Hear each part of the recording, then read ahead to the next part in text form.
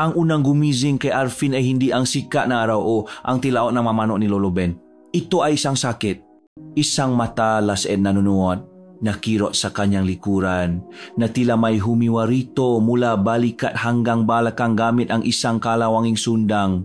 Kasabay nito, ang lasang kalawang sa kanyang bibig at ang malakit na pakiramdam sa kanyang ngapalat. Napamulat siya. Medyas na lang sapin sa paa. At ang suot niyang puting sando kagabi ay may ngabahit ng tuyong putik at isang malaking may timnaman sa dibdib, dugo. Napabangon siya at halos mapasigaw sa kirot na muling pumilipit sa kanyang likod. Nang tingnan niya ang kanyang nga kamay, nakita niya ang tuyong dugo sa ilalim ng kanyang nga kuko. Ano nangyari? Bulong niya sa sarili habang pilit na inaalala ang kaganapan kagabi. Ang gabing kanyang 18 kaarawan, ang ingay ng videoke na kumakanta ng My Way sa sintunadong boses ni Tito Rolly. Ang amoy ng inihaw na liempo at sinangat na kanin na inihanda ni Mama. Ang tawanan ng kanyang pinsan habang nainuman ng Red Horse sa isang sulok. Lahat ng yun ay malinaw pa sa kanyang isip isang masayang gabi, isang selebrasyong matagal niyang hinintay sa maliit nilang baryo sa Pusong Kapis. Isang lugar na kilala sa dalawang bagay, sa matatamis nilang tubo at sa mga kwento nga aswang. Pero para kay Arvin, ang maaswang ay katang-isip lang. Kwento para takutin ang mabata, pampalipas oras ng mga matatandang walang magawa. Ang pangarap niya ay makaalis sa Baryo San Judas, makapaaral sa Maynila at iwanan ang lahat ng pamahiin na kumukulong sa lugar na ito. Pinilit niyang tumayo, nanginginik ang tuhod. Lasing lang siguro, sabi niya, pilit na pinapakalma ang sarili. Baka nadapa ako sa daan pauwi. Pero hindi may paliwanag noon ang sakit sa kanyang likod. Parang binaklas. Lumabas siya ang kanyang maliit na kwarto. Tahimi ang bahay. Ang natirang pagkain sa mesa ay tinakpan na ang kanyang ina. Si Mama Elena, palaging maasikaso! Nakita niya ito sa kusina. Nahuhugas ang mapinggan. Nakatalikot sa kanya. Ma, tawag niya. Lumingon si Elena. Ang mata nito ay namumugto at may kakaibang tensyon sa kanyang mukha. Isang klasang pagod na higit pa sa puyat. Gising ka na pala, anak. Kumain ka na almusal. Okay ka lang, ma? May problema ba? Tanong ni Arvin. Papalapit. Ngumiti ang ina, ngunit hindi umabot sa mga mata nito. Wala, anak. Napuya lang siguro sa handaan kagabi. Tumingin ito sa kanyang maruming damit. Makpalit ka na! Ang dumi mo! Tumanggol lang si Arvin, ngunit hindi siya mapakali. Pumunta siya sa poso sa likod bahay para makhilamos. Habang binubuhusan ng malamig na tubig ang kanyang mukha, naririnig niya ang mga bulungan mula sa kabilang bakod. Maboses ng kanilang mga kapitbahay, puno ng takot at pagtataka. At maya-maya pa, isang sigaw ang pumuni sa katahimikan ng umaga. Diyos ko po, yung kalabaw ni Mang Selmo, yung kalabaw! Kasunod nun ay ang pagtakbo ngang kanyang pinsang si Jomar papasok sa kanilang bakuran, hingal na hingal at namumutla. Kuya Arvin, Lolo, halikayo! Yung kalabaw sa may tubuhan, patay na! Sumunod si Arvin palabas, dala ang kuryosidad. Sa likod lamang ng kanilang bahay, sa gilid ng malawak na tubuhan, nakukumpulan na ang mataw at sa gitna nila nakahandusay ang kalabaw. O kung ano man ang natira rito. Nakalugmo ang hayop sa lupa. Ang mamata ay dila na dila sa sinda. Ang tiyan nito ay bukas at wala na itong lamang loop. Tila isang gutom na nilalang ang sumipsip sa lahat ng nasa loob nito at iniwan lamang ang balat at mga buto. Napaurong si Arvin. Naramdaman niya ang panalaming kanyang bato kasabay ang paktinding kanyang nga balahibo, tila may bumara sa kanyang lalamunan. At sa kanyang paglingon, nakita niya si Lolo Ben sa may pintuan ng kanilang bahay. Hindi nakatingin sa patay na hayop, kundi sa kanya. Ang nga mata ng matanda ay hindi nakpapakita ng gulat o takot. Nakatingin ito sa kanya na may halong awa at kasiguraduhan. Kumalat ang balita sa Baryo San Judas na parang apoy sa tuyong damuhan. May napalaboy-laboy na aswang. Sa umpukan sa tindahan ni Aling Nina, sa manaksisismisang labandera sa ilog, at sa mamasasakang napapahinga sa ilalim ng punong mangga, iisa lang ang paksa. Ang kalabaw ni Mang Selmo. May nagsabing nakakita raw sila nga malaking ibon na kasing laki ng tao na lumilipat nung gabi ng kaarawan ni Arvin. Mayroon namang nanunumpa na narinig nila ang tiktik ng isang nilalang sa kanilang bubungan. Ang sisiyay agad na napunta kay Kaiska, isang matandang ermitanya na nakatira sa dulo ng baryo. Siya na raw iyon, sabi nila. Matagal na nilang pinahihinalaan. Pinakingan lang ni Arvin ang lahat ng iyon na may halong pakayamot. Mainorante, bulong niya sa sarili habang naglalakat pauwi. Isang hayop lang ang namatay, aswang na agad. Baka naman kinatay lang ang magnanakaw. Pero sa kabila ang kanyang patatwa, may isang bagay na hindi niya maalis sa kanyang isipan. Ang dugo sa kanyang makamay. Ang sakit sa kanyang likod. Ang tingin ni Lolo Ben. Nagsimula ang pagbabago ng gabing iyon. Ang una niyang napansin ay ang kanyang pandinig. Mula sa kanyang kwarto, naririnig niya ang bawat kaluskos sa labas. Ang pagaspas ng dahon ng saging na hinahampas ng hangin, ang pakraw ng gagamba sa kanilang kisame, ang mahinang pag-usap ng makapitbahay na nasa 3 bahay pa ang layo. Tila biglang lumakas ang lahat ng tuno sa paligid. Sumunod ang kanyang paningin. Sa dilim, nakikita niya ang hugis ng bagay-bagay na mas malinaw. Ang maanino ay hindi na basta maanino. Mayroon silang lalim, mayroon silang tekstura, at ang mga panaginip. Gabi-gabi, dinadalaw siya nito. Sa kanyang patulog, nararamdaman niyang lumulutang siya, umaangat mula sa kanyang kama at lumalabas sa bintana. Lumilipat siya. Sa ibabaw, mga bubong na yero. Sa ibabaw, mga punon niyog. Sa ilalim na buwang bilog. Nararamdaman niya ang malamig na hangin sa kanyang balat, ang kalayaang hindi niya pa nararanasan kailanman. Ngunit sa bawat panaginip, may kasamang gutom. Isang matinding gutom na hindi niya maintindihan. Medjigizing siyang hinihingal. Basal ng pawis ang kanyang unan at ang puso niya'y kumakabok na parang gustong kumawala sa kanyang dibdib. Isang hapon habang naglalakat siya sa kalsada para bumili ng suka, nangyari ito. Ang grupo nga asong pagaligala na karaniwang natutulo lang sa ilalim ng isang kariton ay biglang nagising. Sabay-sabay silang tumayo, nagtaasan ang mga balahibo sa batok at nagsimulang tumahol ng malakas. Pero hindi sila basta tumatahol, galit sila. Galit na galit. At lahat sila ay nakatingin sa isang direksyon. Sa kanya, napatigil si Arvin. Tiningnan niya ang maaso, ang mangipin nitong naglalabasan, ang lawe na tumutulo mula sa kanilang mabibig. Sinubukan niyang maglakad ulit, pero lalo lang lumakas ang kanilang pag-alulong at pag-atungal para siyang isang kaaway na pumasok sa kanilang teritoryo. Isang matandang lalaki na dumadaan ang pumulot ng bato at ibinato sa maaso. "Su! Layas!" sigaw nito. Naktabuhan ang maaso. Pero bago sila maglaho sa isang eskinita, ang pinakamalaki sa kanila ay huminto at muling tumingin kay Arvin, umungol ng mahina na tila isang babala. Nakatayo lang si Arvin sa gitna ng daan, nanginginig. Ang mataw sa paligid ay nakatingin sa kanya nagbubulungan. Hindi na niya maintindihan. Bakit siya? Anong mayroon sa kanya? Nang gabing iyon, hindi siya makatulog.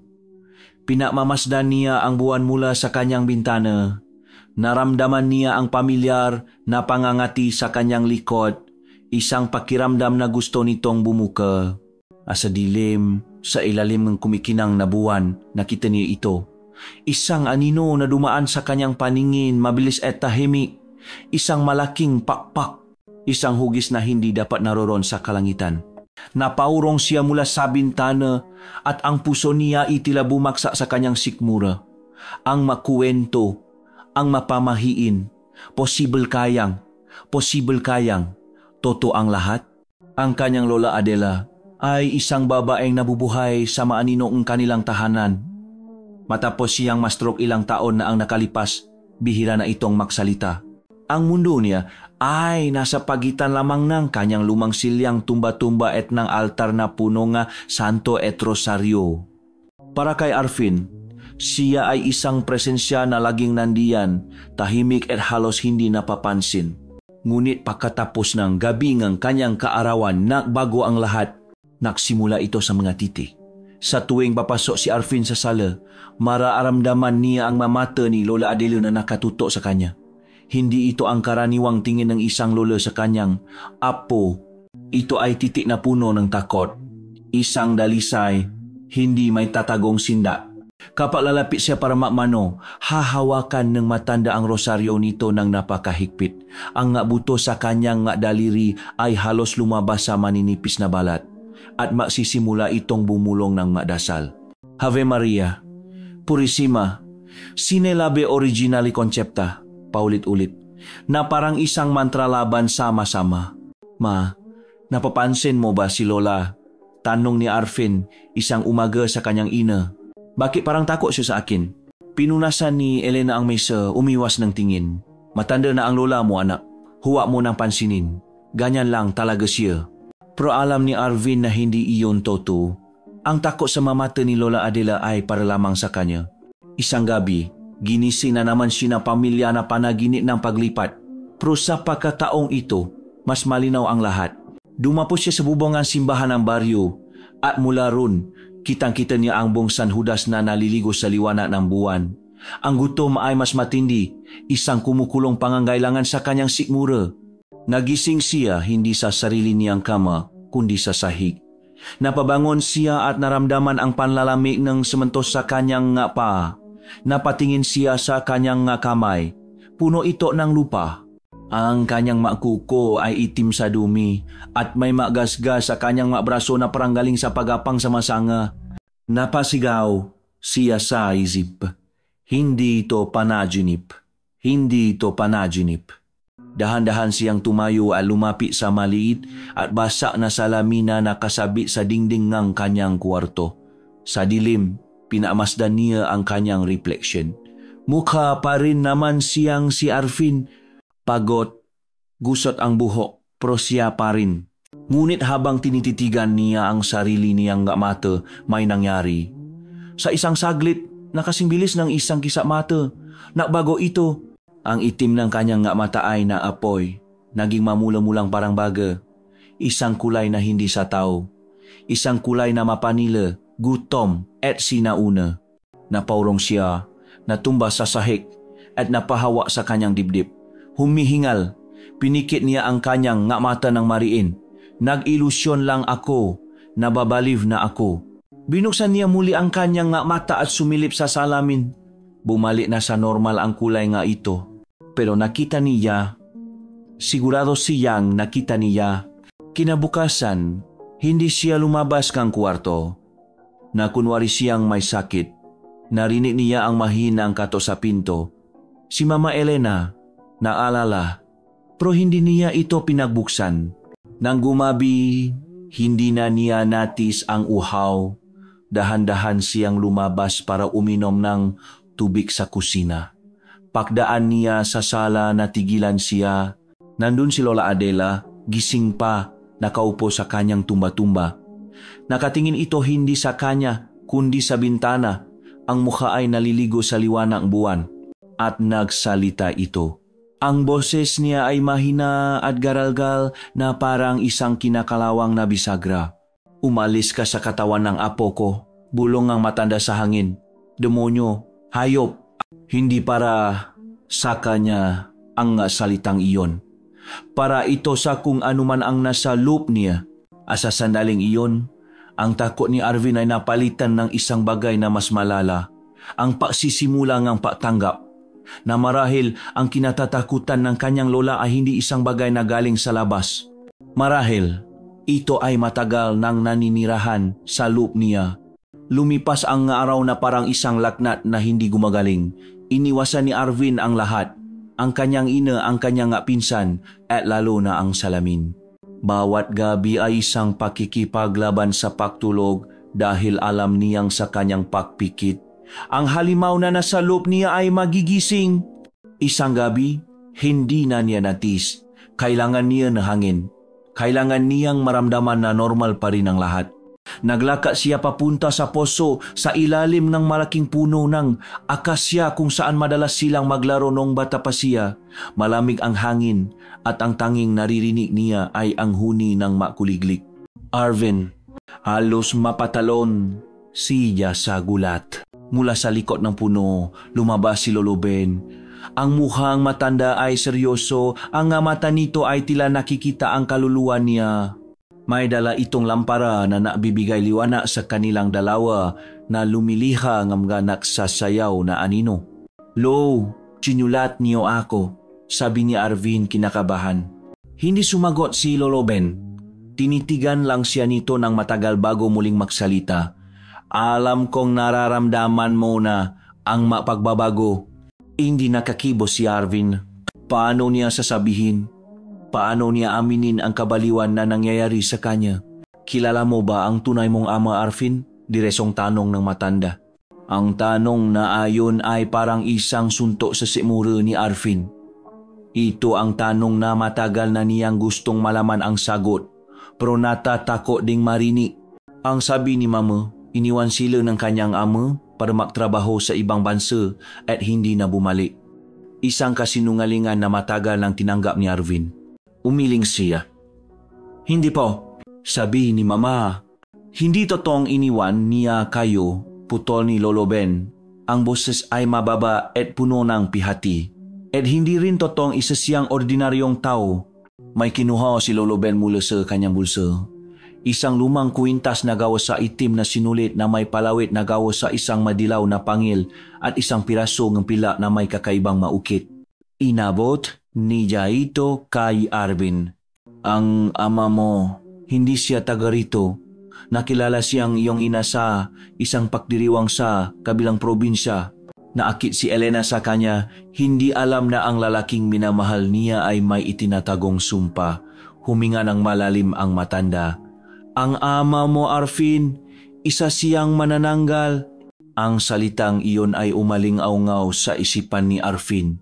Manananggal, ang halimaw sa mga kwentong pambata, ang nilalang na humahati sa katawan at lumilipat para mahanap ng biktima. Natawa si Arvin, isang tawang walang saya. Lo, ano bang pinagsasabi niyo?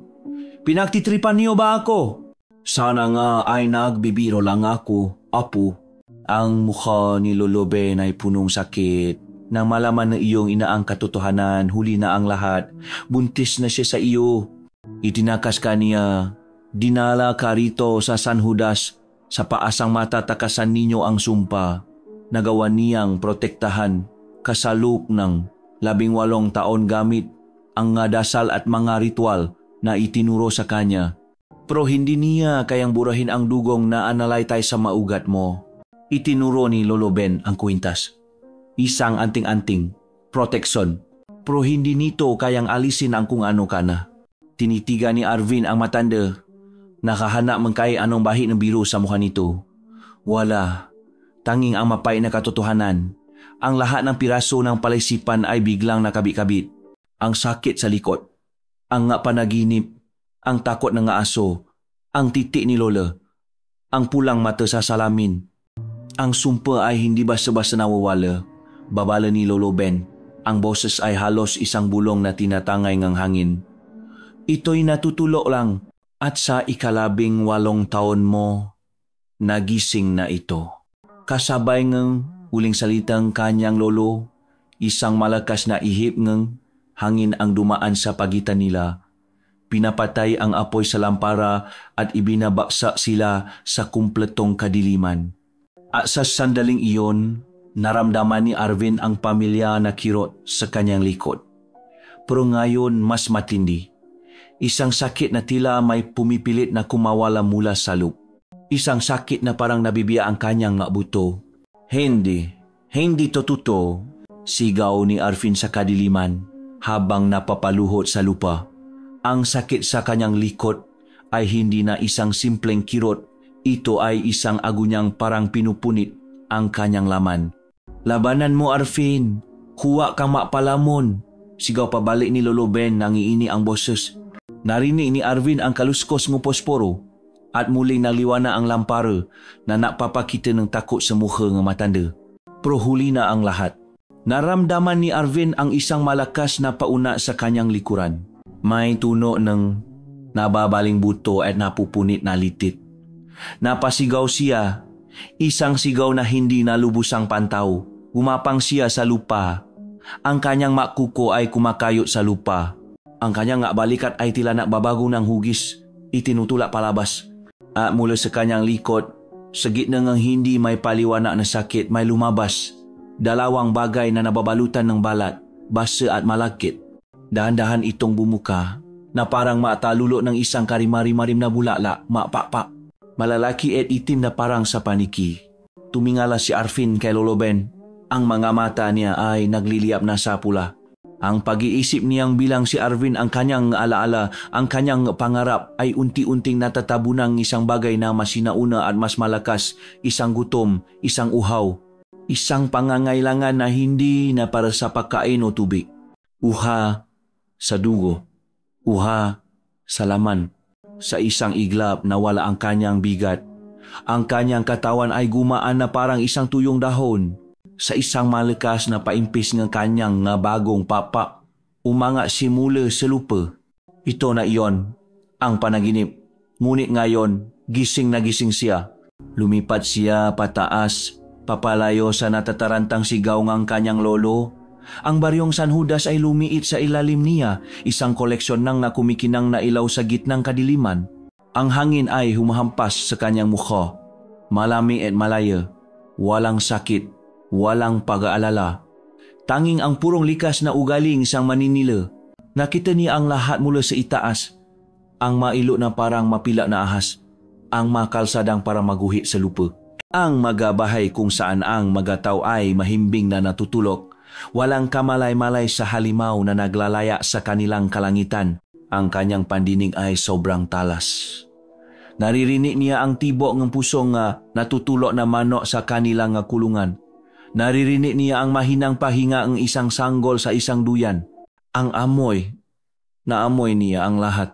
Ang amoy nga bulala na sampagwita, ang amoy nga nabubulok na dahon sa gubat, at higit sa lahat, ang matamis at nakakakit na amoy ng buhay. Dumapo siya sa tuktok ng isang malaking puno ng balete. Ang makuko sa kanyang pa ay bumaon sa makapal na sanga. Mula ron, pinamasdan niya ang kanyang paligid. Ang kanyang ulo ay umikot na gahanap.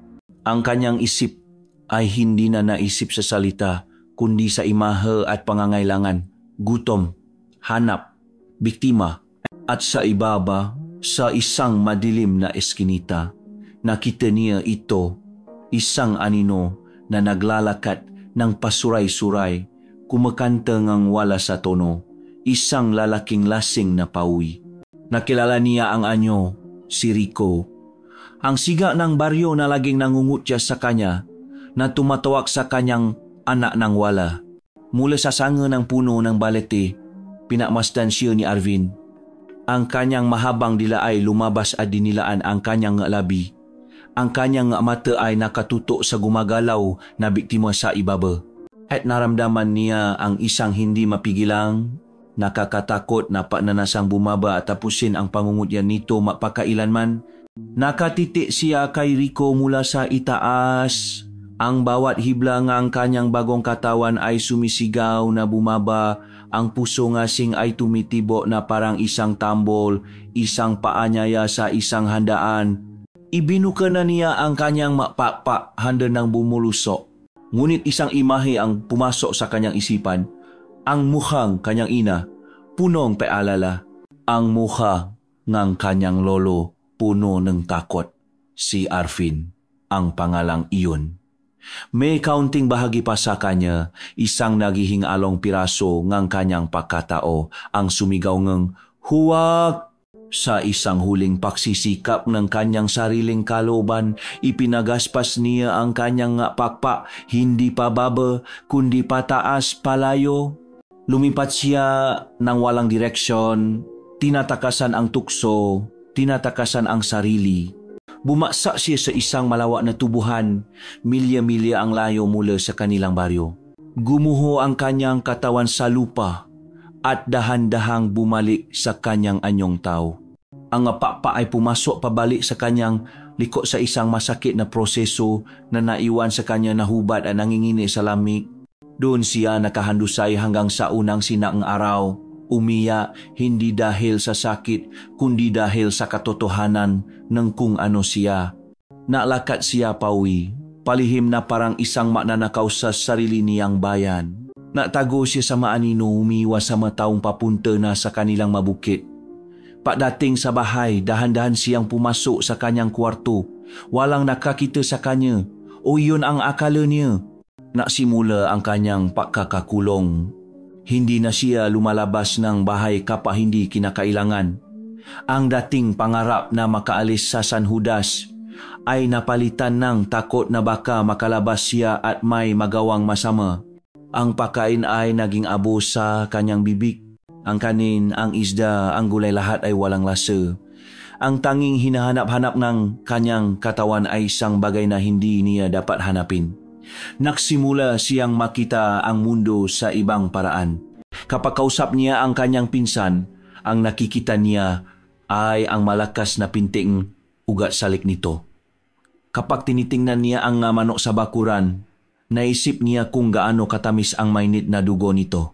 Siya ay naging isang bilanggong sarili niyang pandama. Isang gabi, habang nahahapunan sila, nakain si Mama Elena ng dinuguan. Ang maitim at malapot na sabaw na gawa sa dugong baboy. Ang amoy pa lang ay tila isang kuryenteng gumapang sa kanyang buong katawan. Kain na, sabi ngang kanyang ina, ang boses ay malumanay. Nangingini ang kamay ni Arvin habang sumasando siya. Paksubo niya, isang alon ng kasiyahan ang bumalo sa kanya. Isang ligayang halos mapaya sa kanya. Ito ang lasa.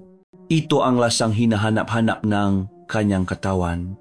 Napapikit siya, ninanamnam ang bawat pata. Sumandok siya ulit at ulit at ulit hanggang sa maubos niya ang buong mangkok. Hindi niya napansin ang katahimikan sa mesa.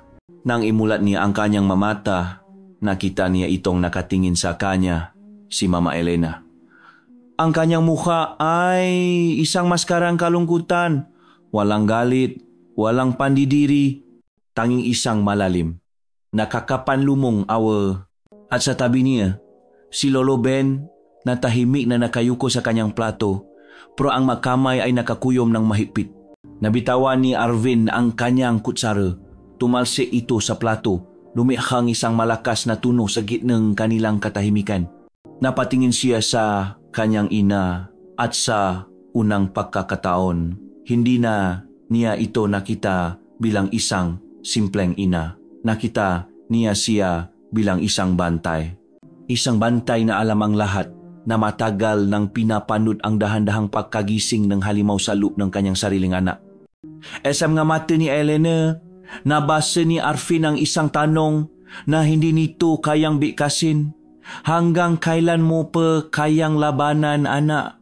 Ang buwan ay muling nasimulang makbago, unti-unting lumalaki gabi-gabi na parang isang mapanuring mata sa kalangitan. At sa bawat paglaki nito, lalong tumitindi ang kumukulong pagnanasa sa loob ni Arvin. Ilang linggo bago ang kabilugan, isang bagong pamilya ang lumipat sa bahay na katabingang sa kanila. Isang batang maasawa na galing pa sa bayan. Ang lalaki ay isang teacher at ang asawa niya, si Lira, ay malapit ng manganak. Sa unang pagkakataon na nakita ni Arvin si Lira na naglalakad sa kanilang bakuran, may naramdaman siyang kakaiba, isang malakas na pahata, isang instinct na hindi niya may paliwanag. Habang nadidili ito ng mahalaman, ang damit nito ay bumabakat sa malaki nitong tiyan. At narinig niya ito. Sa gitnang ingay ng masasayan sa malayo at huninga ibon, narinig niya ang isang napakahinang tunog, isang mabilis, ritmikong tibok. Dubdub, dubdub, dubdub. Ang tibok ng puso ngang sanggol sa sinapupunan nito, para itong isang musika sa kanyang pandinig. Isang awit na ng akit ng aanyaya. Mula nun, si Lira at ang hindi pa isinisilang nitong ana ang naging sentro ng kanyang atensyon. Sa gabi, hindi siya makatulog. Tatayo siya sa bintana ng kanyang kwarto na natatakpan ng anino at pagmamasdan ang bahay sa kabila. Nakikita niya ang anino ni Lyra na gumagalaw sa loob. Naririnig niya ang mahina nitong patawa habang kausap ang asawa at sa bawat sandali, ang uhaw sa kanyang lalamunan ay lalong tumitindi. Uhaw sa batang hindi panabibinyagan, ang bulongang isang madilim na bahagi ng kanyang isipan. Ang nga salitang narinig niya sa nga kwento ang matatanda na dati niyang tinatawanan ay bumabalik ngayon bilang kanyang sariling masamang pagnanasa. Sinubukan niyang labanan, nakulong siya sa kwarto, nakbasa siya ang libro, nakinig siya sa radyo. Pero ang tibok ng puso mula sa kabilang bahay ay parang isang trumpeta na tumatawa sa kanya, mas malakas pa sa anumang ingay. Dumating ang gabing kabilugan ng buwan. Ang liwanag nito ay napakatingkat na ginagawang kulay pila ang dahon ng puno. Alam ni Arfin na ito na ang gabi. Ang gabi kung kailan wala na siyang kontrol. Sa desperasyon, kumuha siya na lubid mula sa bodega. Isang makapal na abatsa na ginagamit ni Lolo Ben sa patali ng kalabaw. Ipinulupo niya ito sa kanyang mabraso, sa kanyang katawan, at itinali ang dulo sa mabigat na posteng kanyang kama. Hindi ako lalabas, bulong niya sa sarili habang hinihigpitan ng mabuhol. Pero nangingini ang kanyang kamay. Bawat hibleng kanyang katawan ay gustong kumawala. Naksimula na ang pangangati sa kanyang likod. Ang pamilyar na sakit ng pagbabago. At mula sa bintana nga palang bahay, narinig niya ang masayang tawanan ni Lyra at ng kanyang asawa. Ang tunog na yun ay parang isang susi na nabukas sa kulungan na halimaw sa loob niya. Natigilan siya. Ang kanyang atensyon ay ganap na nakatuon sa tunog na iyon. Ang predatoryong instinct ay mas malakas na ngayon. Tinatabunan ang lahat ng takot at paalinlangan. Naramdaman niya ang pagsisimula ng pagbabagong anyo. Ang painat ng kanyang ngabuto, ang paputo ng kanyang balat. Tiningnan niya ang lubid na nakatali sa kanya. At sa liwanag ng buwan na tumatama sa kanyang balat, nakita niya ang kanyang nga kalamnan na umumbo at lumalaki na parang ahas sa ilalim ng kanyang balat. Narinig niya ang tunog ng napuputol na hibla ng abatsa. Isa-isa. Snap. Ang huling hiblang lubid ay bumigay. Nawala na si Arvin. Ang natira na lang ay ang nilalang. Sa isang iglap na sa labas na simbahay, gumagalaw ng walang tuno sa maanino. Ang kanyang katawan ay nakaarko malapit sa lupa na parang isang hayop na handa ng sumila. Ang kanyang mapapa ay nakatiklop ng mahigpit sa kanyang likuran, naghihintay. Ang kanyang mata ay dalawang pulang baga sa kadiliman, nakatutok sa isang target. Ang bintanang may liwanag sa kabilang bahay. Narinig niya ang tibok ng puso, malakas, malapit na, dub-dub, dub-dub, dub-dub. Ang kanyang dila, mahaba at parang sa ahas, ay lumabas at tinikman ang hangin. Naamoy niya ang pawis, ang pabango at ang matamis. Nakakahali ng amoy ng dugo ng isang buntis. Gumapang siya palapit, natago sa liko ng isang malaking halaman ng gumamla. Kitang-kita niya ngayon si Lyra. Nakaupo ito sa isang silya, nakataliko sa bintana habang hinahaplos ang kanyang tiyan. Ito na, isang talon na lang, isang basa na bintana. Itinikom niya ang kanyang kalamnan, naghahanda para sa pag-atake. Ibinuka niya ang kanyang pakpak, handa ng lumipat. Ang kanyang bibi ay bumuka. Napapakita nga matutulis ng ngipin. Ngunit bago pa man siya makakilos, isang kamay ang humawa sa kanyang balikat. Malamig, pero matatag. Lumingon siya at isang ungol ang lumabas sa kanyang lalamunan. Nakatayo sa likod niya si Mama Elena. Ngunit ang mukha nga niyang ina ay hindi napapakitang takot na inaasahan niya. Wala ang maluhang na mamakaawa. Ang kanyang mata ay seryoso, determinado, at mayroong isang kakaibang kalmadong hindi niya pa nakikita kailanman. Sa ilalim ng liwanag ng buwan, ang kanyang ina ay hindi mukhang isang mahinang babae, mukha siyang isang mandirigma. May hawa itong dalawang bagay. Sa isang kamay, isang maliit at lumang kutsilyo na yari sa buto.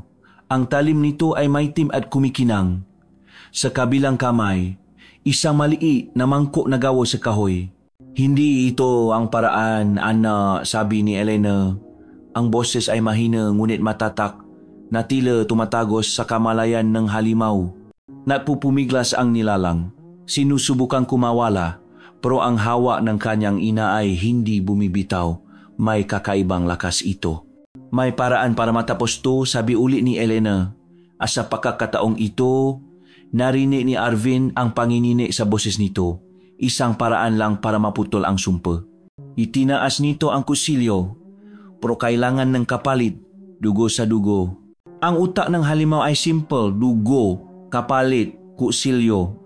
Ang interpretasyon nito ay isa lang, pakbabanta, sasaktan siya ng babaeng ito o baka ang sanggol ang kukunin nito ang kanyang premyo, ang kanyang pakain. Bilang sagot, ibinuka niya ang kanyang bibig ay napakawala ng isang nakakabinging sigaw, isang tuno na pinahalong galit, pakbabanta at pagkalito na pumuni sa katahimikan ng gabi. Ang siya ay tila nagpagising sa buong pali. Ang makulili ay tumil sa pag-uni. Isang aso sa malayo ang umalulong bilang sagot, ngunit si Elena ay hindi natinak. Patawarin mo ako, anak. Bulong niya. At nasimula siyang bumikas ng masalita. Masalitang hindi maintindihan ni Arvin. Ito ay isang sinaunang wika, malalim at makapangyarihan. Habang nasasalita siya, ang hangin sa paligid nila ay tila kumapal. Isang hindi nakikitang puwersa ang pumigil sa nilalang na parang bakal na kadena. Hindi ito makagalaw. Makikita lamang nito ang kanyang ina. Naramdaman ni Arvin ang naghihingalong piraso, kanyang pagkatao na nakakulong sa loob. Ang isang kakaibang enerhiya. Hindi ito galing sa kanya. Ito ay isang halo ng kapangyarihan na dumadaloy mula sa kanyang ina papunta sa kanya. Itinaas ni Elena ang kutsilyang gawa sa buto. Hindi ito itinutok sa kanya o sa bahay ni Lyra. Itinutok niya ito sa sarili niyang dibdib. Ang matang nilalang ay lumaki sa pakalito. Ano ang ginagawa niya? Sa dugo kita isinilang, sabi ni Elena. Ang maluha ay nasisimula nang tumulo sa kanyang mapisngi, ngunit ang kanyang boses ay nananatiling matatak. Sa dugo rin kita palalayain. Nakita ng nilalang ang pamuni-muni ng bilo na buwan sa talim ng kusilyo. Nakita niya ang determinasyon sa mga mata ng kanyang ina. Nakita niya ang isang maliit na ngiti sa malabi nito, isang ngiti ng pagtanggap at walang hanggang pagmamahal. At sa isang mabilis at tiyak na kilos, isinaksa niya ito sa kanyang sariling puso. Walang sigaw. Isang mahinang pahinto lamang pahinga. Kasabay nito, isang nakakasilaw na liwanag ang bumalot kay Arvin. Naramdaman niya ang isang nakakapaso na niningas na enerhiya na pumapasok sa kanyang katawan, sinusuno ang lahat ng madilim sa loob niya. Ang sumpa, ang uhaw, ang dugong halimaw, ang sakit ay hindi may larawan. Sumisigaw siya, ngunit walang tunog na lumalabas. Ang kanyang katawan ay nangingisay sa lupa habang ang mapapa sa kanyang likod ay tila natutunaw, nagiging abo sa hangin. Ang huling imahe na nakita niya bago siya lamunin ng kadiliman ay ang kanyang ina, nakaluhod sa lupa. Ang kutsilyo ay nakabaon pa rin sa kanyang dibdib, nakatingin sa kanya na may pagmamahal, sa kanyang mata habang unti-unting nawawalan ng buhay. At pagkatapos, wala na. Katahimikan, kadiliman. Nang magising si Arvin, nakahiga siya sa sarili niyang kama. Ang sikat ng araw ay tumatama sa kanyang mukha. Naramdaman niya ang lambot ng kumot at ang amoy ng kapang barako mula sa kusina. Umupo siya, walang sakit, wala ang bigat, wala ang uhaw. Kinapa niya ang kanyang likod. Makinis ito, walang pilat, walang bakas ang anumang pakpak. Pakiramdam niya ay normal, tao, ganap na tao. Isang ngiti ang gumuhi sa kanyang galabi. Isang panaginip lang, isang masamang bangungot. Tumayo siya, puno ng ginhawa. Mama, luto na ba almusal? Tawa niya habang naglalakad palabas ng kwarto. Walang sumagot. Ma, tawa niya ulit habang papunta sa kusina. Walang tao. Ang kapisakalan ay malamina. Tinakbo niya ang buong bahay. Ang kwarto ni Lolo Ben walang tao. Ang sala, ang tumba-tumba ni Lola ay walang laman. Lumabas siya sa likod bahay. Walang tao. Mama! Sigaw niya. Ang kanyang boses ay nagsisimula ng mabasak sa takot at pagkatapos ay tumingin siya sa direksyon ng bahay ni Lira. Sa ilalim ng punong gumamela, may isang maitim na mansa sa lupa at sa tabi nito, nakahandusay ang isang maliit na mangkok na gawa sa kahoy. At doon, bumalik ang lahat. Hindi ito panaginip. Bumalik siya sa loob ng bahay. Tumakbo papunta sa kwarto ngang ina. Ang pinto ay bahagyang bukas. Dahan-dahan niya itong itinulak. Mayos ang kama. Walang tao. Malinis ang lahat. Maliban sa isang bagay, sa ibabawang kanyang unan, maingat na nakalagay ay ang maliit na kutsilyong gawa sa buto.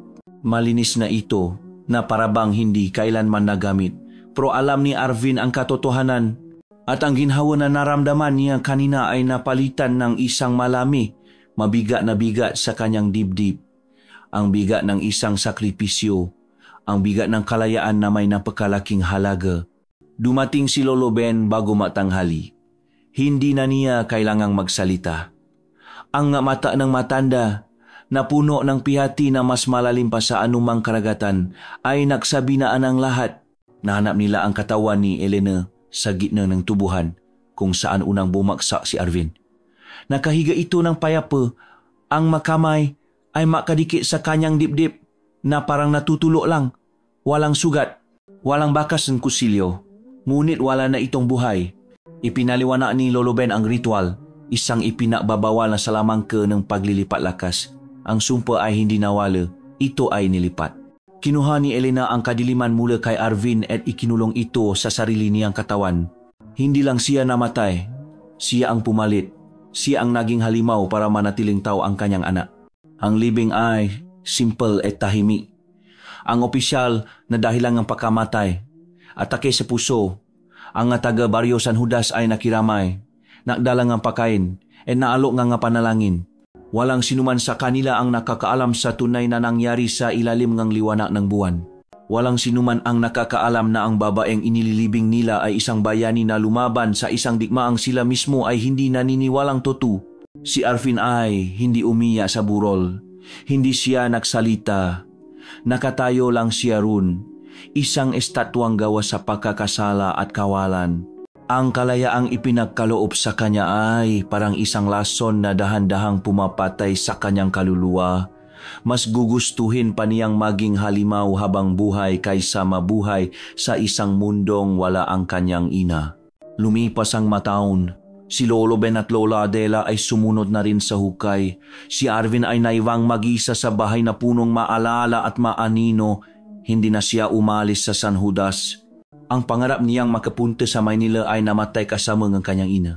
Normal na ang kanyang buhay. Nakatatrabaho siya sa bukid. Nakikisalamuha sa mga tao. Ngumingiti. Tumatawa. Pero sa loob, siya ay sangguwang. Isang lalaking permanenteng minarkahan ng isang sakripisyo. Ngunit may isang bagay na nabago. Ang takot niya sa kabilugan ng buwan ay napalitan ng isang malungkot na pag-abang. Bawat buwan, kapa ang buwan ay bilo ay maliwanag na parang isang pila na baris sa langit, hindi siya natutulo. Tatayo siya sa bintana ng kanyang kuwarto. Ang parehong bintana kung saan niya unang naramdaman ang pagbabago at titingin siya sa kalangitan. At makikinis siya. Sa simula, akala niya ay guni-guni lang. Ngunit habang tumatagal, lalo itong lumilinaw. Dalangangin mula sa malayong kabundukan. May maririnig siyang isang tunog, isang sigaw. Hindi ito sigaw ngang ibon o ngang hayop. Ito ay isang sigaw na punong kalungkutan, punong pangungulila. Isang sigaw na sabay, na pantaw at hindi pantaw. Ito ang sigaw ng isang ina na naging halimaw para iligtas ang kanyang anak. Ang sigawang pag-ibig na namistulang isang sumpa. At si Arvin ay mananatili roon, nakikini hanggang sa pagsikat ng araw. Ito na ang kanyang parusa, ang kanyang paalala. Nasa bawat tibok ng kanyang normal na pusong pantaw, may isang pusong halimaw na sumisigaw para sa kanya sa gitna ng kadiliman.